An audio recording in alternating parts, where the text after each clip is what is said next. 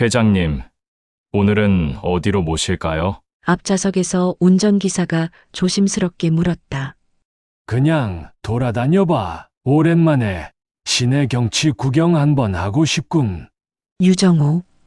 올해 83, 유성그룹의 창업자이자 지금까지 현직에 있는 회장이다.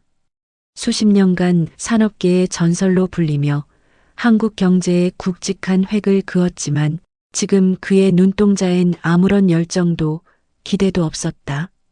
예, 회장님. 차는 천천히 출발했다. 차창 밖으로 스쳐가는 거리의 풍경들. 정호는 마치 무언가를 찾는 듯 그 속을 뚫어지게 바라보았다. 어느 순간 그는 창가에 이마를 기댄 채 중얼거렸다. 이 길 언젠가 준서와 함께 걸었던 곳 같군. 운전기사는 아무 말 없이 핸들을 잡은 채 신호에 따라 움직였다. 20년 전 정호는 손자 준서를 잃었다. 5살 너무 어린 나이에 실종된 후로 그 흔적은 감쪽같이 사라졌고 그날 이후 정호의 삶은 사업의 성공과 가족의 상실이 교차된 고독의 연속이었다. 그는 지금도 매일 같은 질문을 마음속에서 되낸다. 그 아이는 아직 살아있을까? 그리고 오늘 이 도심의 어딘가에서 그 답을 마주하게 될 줄은 몰랐다. 도산대로를 따라 천천히 움직이던 유정호 회장의 차량.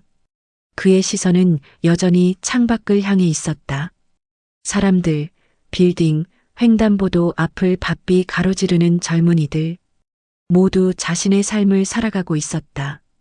그때였다. 급작스럽게 튀어나온 배달 오토바이 한 대. 좁은 골목을 돌며 차선 사이를 가르던 오토바이는 회장의 차 앞을 제대로 보지 못한 채 휘청였고 쾅! 순간 정적을 깨는 강한 충돌음이 울려 퍼졌다. 유정호의 몸이 잠시 앞으로 쏠렸고 운전기사는 당황한 얼굴로 급히 브레이크를 밟았다. 회장님, 괜찮으십니까? 괜찮아. 정호는 짧게 대답하며 천천히 고개를 들었다. 차량 앞 유리 너머 헬멧을 쓴 청년이 도로 위에 쓰러져 있었다. 주변엔 음식이 담긴 배달용 가방이 떨어져 있었고 햄버거와 포장 음료가 바닥에 널브러져 있었다. 한순간의 사고. 평범한 도시의 일상에서 자주 벌어지는 작은 충돌. 하지만 유정호의 눈빛은 달랐다. 그는 차문을 열었다. 회장님, 제가 나가보겠습니다. 운전기사가 급히 말렸지만 아니다. 내가 직접 가보지. 정호는 조용하지만 단호한 목소리로 말했다. 그의 발걸음이 도로 위로 향했다. 유정호 회장은 조심스레 도로 위에 엎드린 청년에게 다가갔다. 사람들이 멀찍이 떨어져 지켜보는 가운데 청년은 헬멧을 벗고 자리에서 일어나려 했다. 괜찮습니까? 정호가 조심스럽게 물었다. 청년은 얼굴을 찌푸리며 일어섰다. 흙과 땀에 젖은 얼굴, 그리고 왼쪽 이마에는 살짝 벗겨진 피딱지가 번들거리고 있었다. 정호의 눈이 그 상처에 멈췄다. 왼쪽 이마, 살짝 움푹 패인 작은 상처 자국. 숨이 멎는 것 같았다. 20년 전 손자 준서가 계단에서 넘어져 생긴 상처. 장난감 자동차 타다가 넘어졌어라며 울먹이던 그 아이. 그 자국과 지금 눈앞에 있는 청년의 상처가 너무나 닮아 있었다. 진짜 죄송합니다. 갑자기 브레이크가 밀려서. 청년은 고개를 깊이 숙이며 연신 사과했다. 가슴에 달린 배달 점퍼 로고, 그리고 목소리 속에 숨겨진 당황과 미안함. 정호는 아무 말 없이 청년의 얼굴을 바라보았다. 이목구비, 눈매, 그 미세한 떨림까지. 설마 아니겠지. 성함이 어떻게 됩니까? 정호는 말투를 최대한 차분하게 유지하려 애썼다. 청년은 잠시 의아한 듯 하다가 대답했다. 아, 이준서입니다. 이준서. 그 이름은 마치 심장을 관통하는 화살 같았다. 준서는 실종된 자신의 손자 이름이었다. 그리고 우연이라고 보기엔 너무 많은 실마리가 겹쳐지고 있었다. 정호는 깊게 숨을 들이쉬었다. 혼란스러웠다. 하지만 지금 이 청년, 이준서라는 아이는 그냥 우연히 나타난 남이 아닐지도 모른다. 그의 눈빛이 떨렸다. 20년 전 자신이 잃어버렸던 것들이 이제 다시 고개를 들기 시작했다. 성은 다르지만 같은 이름. 왼쪽 이마에 있는 어릴 적 상처 자국. 또렷한 눈매와 단정한 코끝, 그리고 말끝마다 묻어나는 조심스러운 성격까지. 유정호의 머릿속엔 수십 개의 단서들이 조용히 연결되고 있었다. 우연치고는 너무 많아. 그는 눈을 감은 채 마음속에서 말을 되뇌었다. 정말 괜찮으세요, 어르신? 차 앞 범퍼가 좀 찌그러졌던데. 준서가 미안한 듯 물었다. 유정호는 순간 준서라는 이름을 입에 담고 싶었지만 자신을 다그치듯 속으로 눌렀다. 섣부른 판단은 안 돼. 괜찮습니다. 차야 고치면 되지. 그의 목소리는 평온했지만 눈빛은 흔들리고 있었다. 청년은 당황하며 바닥에 흩어진 배달 음식을 주워 담기 시작했다. 조심스럽게 비닐을 털고 다시 가방 안에 넣으려 애쓰던 그 순간 정호의 시선은 다시 그의 손목에 멈췄다. 팔목 안쪽 흐릿하지만 어릴 때 본 듯한 젖 모양의 옅은 흉터. 그 자리는 정호가 예전에 손자의 팔에 반창고를 자주 붙여주던 곳이었다. 심장이 다시 한번 요동쳤다. 잠깐 이 근처 카페에 들어가서 이야기 나눌 수 있을까? 유정호의 조심스러운 제안에 이준서는 약간 망설였지만 고개를 끄덕였다. 그럼 저쪽 편의점 옆에 있는 카페 괜찮을까요? 그래, 가자. 두 사람은 번잡한 거리를 지나 조용한 카페 구석 자리에 마주 앉았다. 테이블 사이로 잠깐의 침묵이 흘렀고 정호는 준서를 가만히 바라보았다. 그의 눈빛은 더 이상 사고를 낸 청년을 바라보는 회장의 눈이 아니었다. 무언가를 애타게 찾는 한 사람의 눈동자였다. 실례가 안 된다면 어릴 적 이야기를 잠깐 해줄 수 있겠나? 정호가 낮은 목소리로 말했다. 준서는 의아한 얼굴을 했다. 어릴 적이요, 사실 기억이 잘 안 나요. 5살 전후의 일은 거의 없어요. 처음 기억나는 건 보육원 생활부터였어요. 그 순간 유정호의 가슴이 찢어질 듯 아려왔다. 자신의 품에서 사라진 그때 손자는 모든 걸 잊고 살아야 했던 것이다. 보육원에서 지내다가 지금은 저를 키워주신 할머니랑 같이 살고 있어요. 그분이 저를 입양해 주셨어요. 정호는 천천히 고개를 끄덕였다. 혹시 그때부터 지금까지 간직해온 물건 같은 건 없나? 무심한 듯 건넨 질문이었지만 속마음은 다르지 않았다. 그에게는 반드시 확인해야 할 물건이 있었다. 바로 20년 전 손자에게 직접 걸어준 팔찌. 준서는 순간 멈칫했다. 그리고 가방에서 조심스레 지갑에서 팔찌를 하나를 꺼냈다. 이거요. 보육원에서 줄곧 갖고 있었는데 버릴 수가 없더라고요. 어릴 적에 하고 있던 거라던데 이젠 맞지도 않는데 버릴 수가 없더라고요. 왠지 갖고 다니면 뭔가 좋은 일이 생길 것 같아요. 유정호는 천천히 그것을 받아들었다. 아주 작은 펜던트가 있는 팔찌. 그리고 뒷면에는 또박또박 새겨진 글자가 있었다. 준서. 정호의 손이 부르르 떨렸다. 그는 목이 메어 아무 말도 할 수 없었다. 바로 그 팔찌였다. 손자에게 첫 돌날 선물했던 자신이 손수 이름을 새겨 넣은 그 팔찌. 눈이 흐려졌다. 오래전 흩어졌던 퍼즐 조각들이 하나 둘 제자리를 찾고 있었다. 작은 카페 한쪽 유정호 회장은 여전히 팔찌를 손에 쥔 채 말이 없었다. 손끝에 닿는 은의 감촉은 차가웠지만 그의 손은 알 수 없이 따뜻했다. 준서는 조심스럽게 정호의 눈빛을 살폈다. 이 팔찌 혹시 어디서 본 적 있으세요? 정호는 잠시 눈을 감았다가 조용히 고개를 끄덕였다. 내가 내 손자에게. 그 말끝은 흐려졌다.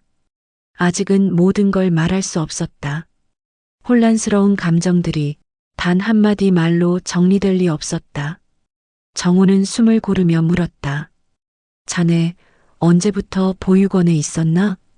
정확히는 모르지만 보육원에서 말하길 제가 길에서 발견된 미아라고 하더라고요. 나이는 5살쯤으로 추정했고요. 심장이 철렁 내려앉았다.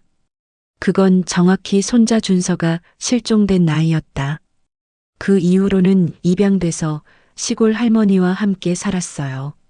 초등학교부터는 농사도 돕고 배달도 하고 평범하게 지냈죠. 부모님이 누구였는지는 한 번도 들은 적 없었고요. 정호는 조용히 한숨을 내쉬었다. 기억을 지우고 살아왔구나. 그저 생존하듯이. 혹시 그 보육원이 어디였는지 기억나나? 예, 서울 외곽에 있던 별마루 보육원이요. 지금은 없어진 걸로 알아요. 할머니도 그 근처 살다가 저를 입양하셨대요. 정호의 눈이 깊어졌다. 별마루 보육원. 그곳은 준서가 실종됐을 당시 자신이 직접 수십 차례 찾아가 수소문했던 곳이었다. 하지만 당시에는 준서의 이름도 입소 기록도 없었다. 그저 없습니다라는 말만 돌아왔다. 정호는 조용히 되뇌었다. 그때 뭔가 조작이 있었던 거야. 한참을 바라보던 그는 조심스레 입을 열었다. 연락처를 좀 주겠나? 아, 맞다. 제가 명함이 없어서. 변상은 꼭 하겠습니다. 연락 주세요. 준서는 공손히 전화번호를 적어서 내밀었다. 그들은 자리에서 일어섰다. 한 사람은 잃어버린 과거를 찾아서 또 한 사람은 잊고 살았던 진실을 마주하러. 그날 오후 서울의 그림자 속에 묻혀있던 20년의 세월이 조용히 깨어나기 시작했다. 청년과의 만남을 마친 후 유정호는 자신의 전용 차량에 조용히 몸을 실었다. 운전기사가 걱정스레 물었다. 회장님, 정말 괜찮으신 겁니까? 아무래도 괜찮지 않군. 정호는 창밖을 바라보며 나직하게 말했다. 차량이 본사 건물로 향하는 동안 그의 손은 조용히 스마트폰을 집어들고 있었다. 최 비서. 그가 가장 신뢰하는 오랜 비서, 회장 일가의 모든 기록과 사람들을 가장 잘 알고 있는 인물이었다. 비서실입니다, 회장님. 최 비서, 지금 바로 나에게 와줄 수 있겠나? 급히 알아봐야 할 일이 있네. 지금 바로 올라가겠습니다. 몇 분 후 유정호의 개인 집무실 안. 최 비서가 조용히 들어섰다. 지금부터 내가 말하는 걸 잘 들어야 하네. 어쩌면 아주 중요한 일일지도 몰라. 정호는 책상 위에 이준서의 이름을 쓴 쪽지를 내려놓으며 말했다. 이준서, 올해 25세 전후, 서울 외곽 별마루 보육원 출신, 지금은 입양되어 시골에서 지내고 있다.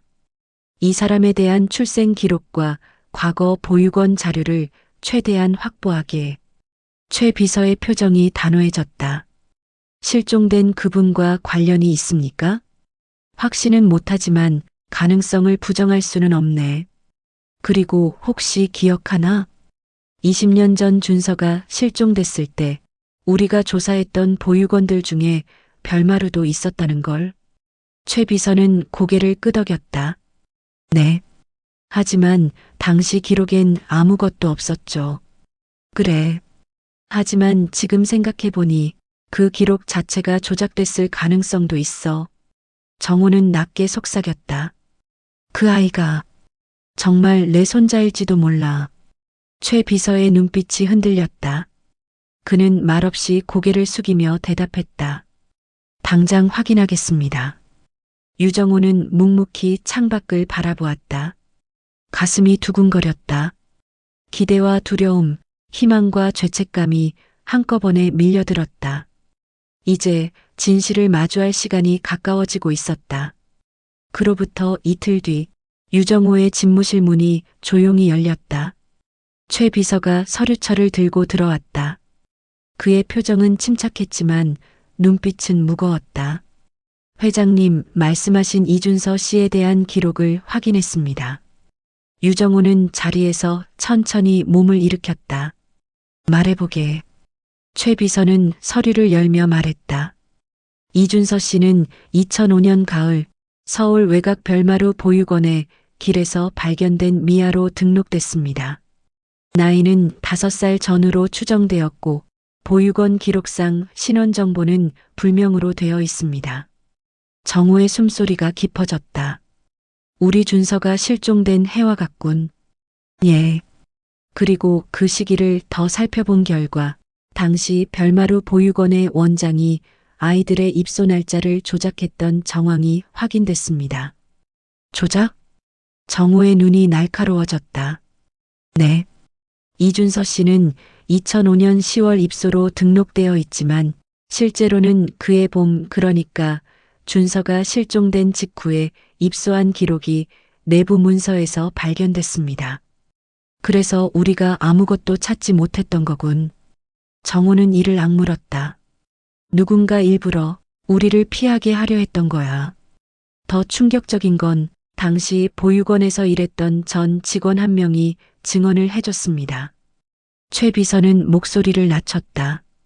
그에 따르면 그 원장은 돈을 받고 아이들의 신분을 바꿔치기 하거나 입소 시점을 조작하는 일을 종종 벌였다고 합니다. 보육원 감독 시스템이 허술했던 그 시절엔 자주 벌어졌던 일이었다고요. 정호는 가슴을 치는 듯한 고통을 느꼈다. 20년 동안 그는 자신의 손자가 어디 있는지 몰라 전국을 뒤졌고 온갖 사립 탐정을 고용하며 수십억 원을 쏟아부었다. 하지만 진실은 서류 몇 줄의 조작에 가려져 있었던 것이다.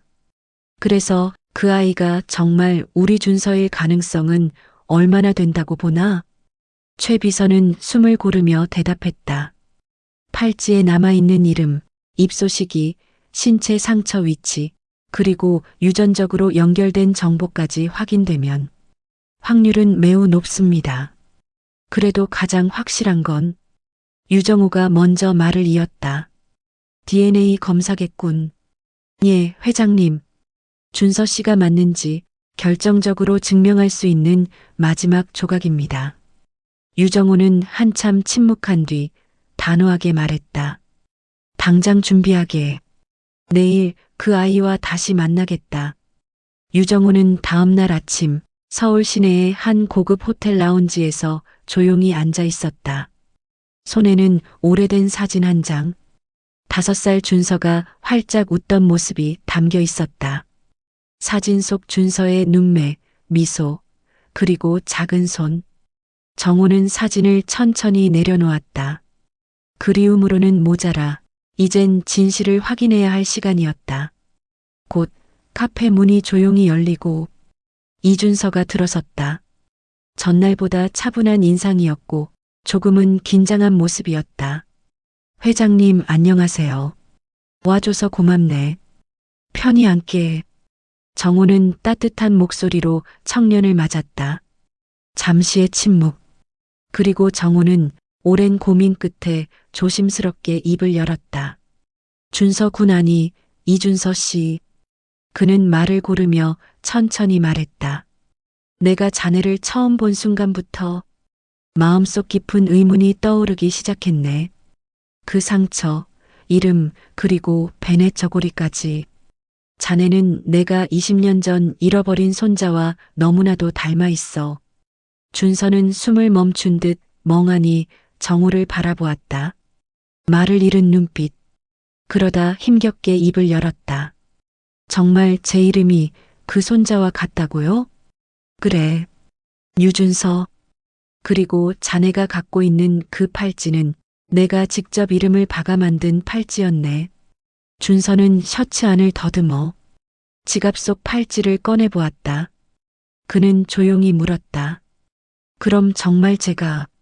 정호는 잠시 숨을 고른 뒤 결정적인 제안을 꺼냈다. 아직 모든 게 확실한 건 아니니 DNA 검사를 받아줄 수 있겠나? 내가 무례한 부탁을 하고 있는 걸지도 모르지만 진실을 확인하고 싶네. 청년은 당황한 기색이 역력했지만 정호의 눈빛엔 강요도 의심도 없었다. 오직 간절함과 진심만이 깃들어 있었다. 준서는 천천히 고개를 끄덕였다. 네, 할게요. 그게 회장님의 마음을 놓이게 할 수 있다면.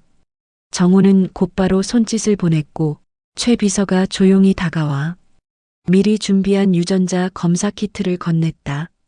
준서는 설명을 듣고 침착하게 구강 샘플을 채취했다. 검사 결과는 얼마나 걸리죠? 그가 물었다. 정호는 답했다. 오늘 밤이면 알 수 있다네. 긴급 처리로 부탁해놨어. 그리고 그는 준서를 바라보며 조용히 말했다. 결과가 뭐든 간에 나는 자네가 특별한 사람이라는 걸 느끼고 있네. 그 말에 준서의 눈빛이 미묘하게 흔들렸다. 자신의 정체성에 대해 처음으로 마주한 순간 그는 평생을 잃어버린 아이가 아니라 잃어버려졌던 가족일 수도 있다는 사실과 마주하고 있었다. 해가 저물고 서울의 야경이 하나둘 불을 밝혔다. 고층 빌딩마다 켜진 불빛은 화려했지만 유정호의 마음속은 그 어느 때보다 조용하고 무거운 밤이었다. 호텔 스위트룸. 그는 창가에 앉아 손에 쥔 사진 한 장을 뚫어지게 바라보고 있었다. 어린 손자와 함께 생일 케이크 앞에 앉았던 순간 초 하나를 불며 아이가 외쳤던 말이 귓가를 맴돌았다. 할아버지랑 영원히 같이 있고 싶어. 그날 이후 20년. 그 바람은 이루어지지 않았고 정호는 매 생일마다 빈자리를 응시하며 촛불을 꺼야만 했다. 이젠 그 아이가 내 앞에 나타난 것일까? 문득 핸드폰이 진동했다. 화면에 뜬 이름 최 비서. 심장이 한번 멎는 듯했다. 그는 천천히 통화 버튼을 눌렀다. 회장님, 결과가 나왔습니다. 숨소리조차 가늠할 수 없던 그 순간 정호는 침을 꿀꺽 삼켰다. 어떻게 나왔나? 최 비서의 목소리는 떨려 있었다. 99.9% 일치입니다. 이준서 씨는 회장님의 친손자가 맞습니다. 말을 끝내기도 전에 유정호의 손에서 휴대폰이 천천히 내려갔다. 창밖에 불빛이 번져 보였다. 눈시울이 붉어졌고 가슴속 깊은 곳에서 억눌러 왔던 무언가가 천천히 무너져 내리기 시작했다. 찾았구나. 내 준서 드디어 찾아냈구나. 그는 조용히 의자에 앉았다. 주름진 손이 덜덜 떨리고 있었고 눈물은 그 손을 따라 흘러내렸다. 기적이었다. 20년 동안 수없이 포기하고 싶었던 순간, 하지만 늘 마음 한편에 간직해온 혹시라는 희망, 그 희망이 오늘 밤 진실이 되었다. 늦은 밤 새벽으로 향하고 있던 시각, 호텔 로비의 조명이 은은하게 빛나고 있을 무렵 이준서가 조심스레 문을 열고 들어왔다. 정호는 곧장 일어나 그를 맞았다. 눈빛엔 뭔가 결심이 깃들어 있었다. 회장님, 결과 나왔나요? 정호는 깊은 숨을 들이쉰 뒤 조용히 고개를 끄덕였다. 그래, 나왔네. 어떻게 됐죠? 말끝이 떨리고 있었다. 준서도 알 수 없는 감정에 휩싸여 있었다. 설레는 것도 두려운 것도 아닌 막연한 진실에 다가가는 긴장. 정호는 테이블 위에 놓인 검사 결과지를 가리켰다. 99.9%. 자네는 내 손자 유준서가 맞네. 순간 정적이 흘렀다. 준서의 눈이 크게 흔들렸다. 마치 세상이 멈춘 듯한 충격. 그는 입을 벌렸지만 한참 동안 아무 말도 나오지 않았다. 정말 전 잃어버린 아이였던 건가요?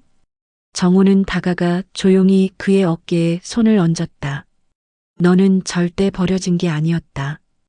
우린 널 미친 듯이 찾고 또 찾았단다. 하지만 누군가 그걸 막았어. 서류를, 기록을 널 가린 모든 걸 감춰버렸지. 준서는 고개를 숙였다. 눈물이 뺨을 타고 떨어졌다. 그는 늘 마음속 어딘가에 자신은 버려진 아이가 아닐까 하는 의심을 품고 살아왔다. 기억은 없지만 어릴 적 가끔 떠오르던 따뜻한 품, 케이크, 큰 손. 그 모든 조각들이 지금 하나로 이어지고 있었다. 할아버지.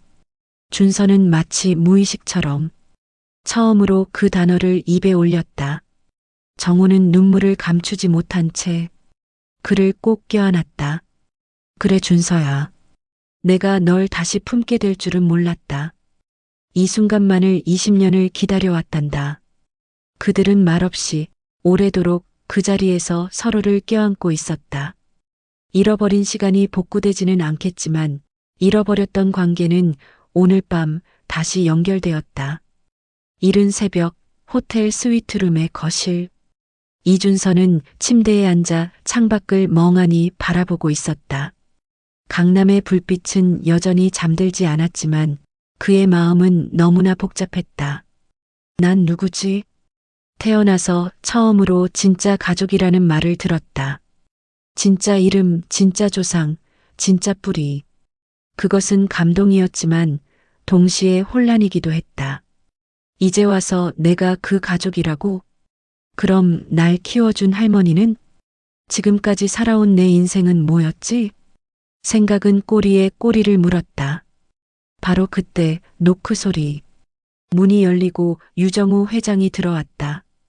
그는 조용히 손에 머그잔을 들고 있었다. 잠이 오지 않는가? 네. 정호는 그 옆에 앉아 머그잔을 건넸다. 따뜻한 생강차였다. 준서는 그걸 받아들며 조심스럽게 물었다.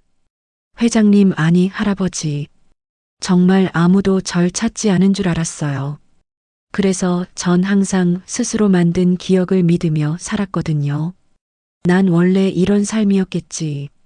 그렇게 자꾸 타협하면서 정호는 말없이 그의 말을 들었다. 근데 어제 이후로 모든 게 뒤집힌 것 같아요. 이름도 가족도 과거도. 그는 잠시 머뭇거리다 가슴속에 묻어둔 진심을 꺼냈다. 솔직히 말하면 무서워요. 그 말에 유정호의 눈빛이 잠시 흔들렸다. 그리고 조용히 말했다. 무서워도 괜찮다. 진실이라는 건 원래 갑작스럽게 오니까. 할아버지는 미워하지 않으세요? 제가 몰라봤다고 너무 늦게 나타났다고. 정호는 고개를 저었다. 절대 아니다. 너를 잃은 건 내 인생에서 가장 큰 고통이었지만 지금 널 되찾은 건 가장 큰 기적이야. 그리고 덧붙였다. 내가 자라는 모습을 놓친 것이 참 아쉽구나. 하지만 이렇게 건강하고 멋진 청년이 돼서 내 앞에 나타나줘서 얼마나 감사한지 몰라. 그것만으로도 내 지난 세월이 헛되지 않았다고 생각한다. 준서의 눈에 다시 눈물이 고였다. 그 말은 지금껏 버림받았다고 생각하며 살아온 자신에게 온기를 건네준 말이었다. 며칠 후 서울 외곽의 작은 마을. 하얀 담장 너머로 오래된 슬레이트 지붕이 보이고 마당에는 장독대와 배추 말리는 대야가 가지런히 놓여 있었다.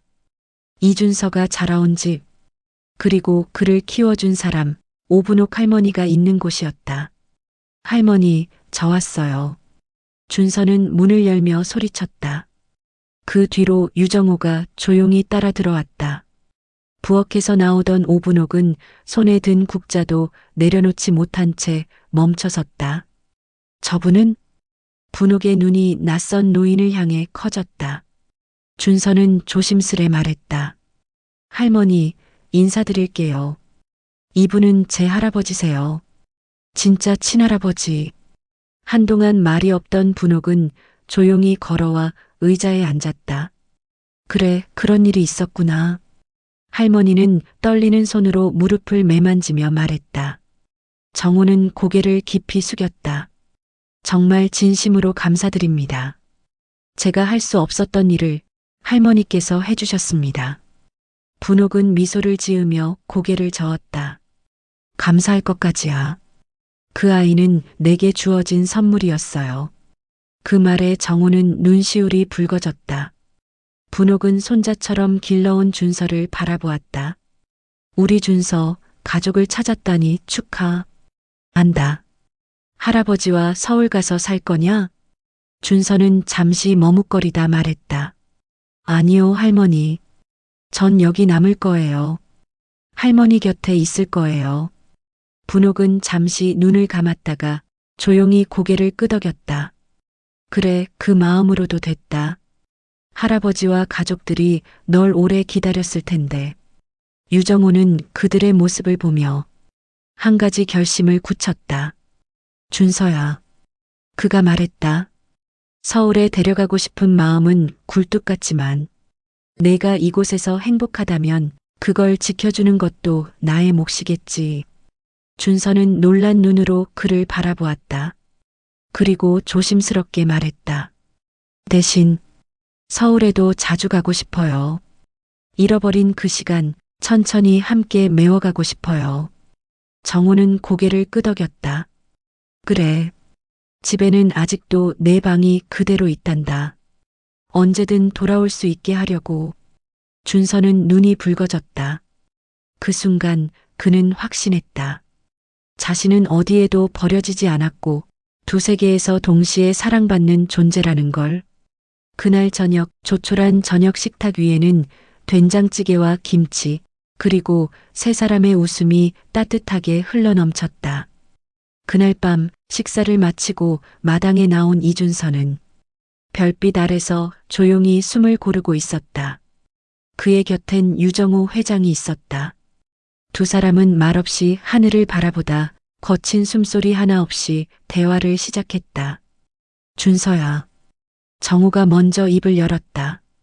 내가 말이지 요즘엔 회사 일보다 내 생각이 더 많다. 잃어버린 20년을 메우기엔 시간이 부족하더구나. 준서는 고개를 끄덕이며 말했다. 할아버지, 전 여기서 살아온 시간이 아깝지 않아요. 이 마을도 할머니도 이 흙도요. 정호는 그의 말을 조용히 받아들였다. 하지만 준서는 잠시 뜸을 들였다. 이제는 그 시간을 조금 더 누군가를 위해 써보고 싶다는 생각이 들어요. 정호의 눈빛이 미묘하게 흔들렸다. 누군가를 위해? 네. 저 같은 청년들이 많잖아요. 뿌리를 잃은 채 살거나 자기 자리를 못 찾고 헤매는 사람들. 그리고 이 마을도 점점 사람이 줄고 있어요. 그는 손에 흙을 한 줌 집으며 말했다. 그래서 생각했어요. 도심과 농촌을 잇는 체험형 공유 농장. 도시 사람들에게는 자연과 회복을, 농촌에는 경제적 활기를 주는 그런 프로젝트요. 정호의 눈빛이 깊어졌다. 이야기해봐. 좀 더 구체적으로. 준서는 숨을 들이쉬고 말했다. 공유농이라는 이름으로요. 청년들이 이곳에서 일정 구역을 분양받아 농작물을 키우고 주말엔 직접 내려와 체험도 하게 만들어요. 도시는 바쁘고 삭막하잖아요. 그 틈을 메워주는 공간을 만들고 싶어요. 정호는 말없이 고개를 끄덕였다. 한참을 생각하더니 조용히 웃었다. 그럼 한번 해보자. 네. 준서는 놀란 듯 고개를 들었다. 세창그룹이 이 프로젝트를 검토하겠다. 단 조건이 하나 있지. 뭐죠? 공정하게 너의 아이디어만으로 판단하겠다. 회장 손자라는 배경은 배제하고 말이야. 준서는 웃었다. 좋아요. 바로 그걸 원했어요. 정호도 함께 웃었다. 그 밤 그들은 가족이 아닌 동료로서의 새로운 첫걸음을 내디뎠다. 그리고 다음 날 아침 준서는 이 프로젝트에 이름을 썼다. 공유농 잃어버린 연결을 다시 잇다. 한 달 뒤 서울 세창그룹 본사 대강당. 공유농 프로젝트의 공식 발표회가 열리는 날이었다. 무대 위에는 이준서가 정장을 입고 서 있었다. 손에는 직접 준비한 발표 자료와 사업 계획서가 들려 있었다. 뒤편 귀빈석에는 유정우 회장이 앉아 조용히 그를 지켜보고 있었다. 자신의 손자이자 이제는 하나의 비전을 가진 청년 사업가로 선 그의 모습을. 안녕하십니까? 공유농 프로젝트의 대표 이준서입니다. 준서의 목소리는 단단했다. 과거에 흔들리던 청년은 없었다. 공유농은 단순한 체험 농장이 아닙니다. 삶의 연결을 복원하는 공간입니다. 도심과 자연, 세대와 세대, 도시인과 농민이 서로를 이해하고 이어주는 플랫폼이 될 것입니다. 청중의 반응은 점점 커졌다. 준서는 진심을 다해 말하고 있었다. 저는 스스로를 잃어버렸던 사람이었습니다. 하지만 누군가의 따뜻한 손이 저를 다시 본래의 자리로 이끌어줬습니다. 이제는 제가 그 연결고리가 되고 싶습니다. 발표가 끝나고 박수 소리 속에서 유정호는 자리에서 일어섰다. 그리고 직접 마이크를 잡고 말했다. 방금 프레젠테이션을 한 이준서 씨는 내 손자이자 이 시대가 품어야 할 사람입니다. 청중이 술렁였지만 그의 말은 이어졌다. 하지만 나는 그가 회장의 손자이기 때문이 아니라 이 비전을 가진 사람이기 때문에 지지합니다. 그 순간 한 사람의 인생이 과거와 현재 그리고 미래를 잇는 다리 위에 서 있었다. 며칠 뒤 공유농 체험마을의 개관식. 마을 주민들과 도시의 첫 방문객들이 한데 어우러져 있었다. 유정우 회장은 직접 오분옥 할머니의 손을 잡고 테이프 커팅을 함께했다. 그 곁엔 준서가 활짝 웃고 있었다. 하늘은 맑았고 아이들은 밭을 뛰어다니며 웃었다. 해질녘 언덕 위 벤치. 유정우와 이준서는 나란히 앉아 노을을 바라보았다. 준서야. 정우가 입을 열었다. 너와 다시 만날 수 있을 거라고. 매년 소원을 빌었다. 준서는 미소 지으며 고개를 기댔다. 그리고 이제는요? 정우는 조용히 대답했다. 이제는 매년 내가 살아가는 모습을 이 두 눈으로 지켜볼 수 있게. 오래 살게 해달라고 빌어야지. 두 사람은 말없이 노을을 바라보았다. 그곳엔 시간이 녹아 있었고 가족의 사랑이 그리고 삶의 기적이 함께 흐르고 있었다.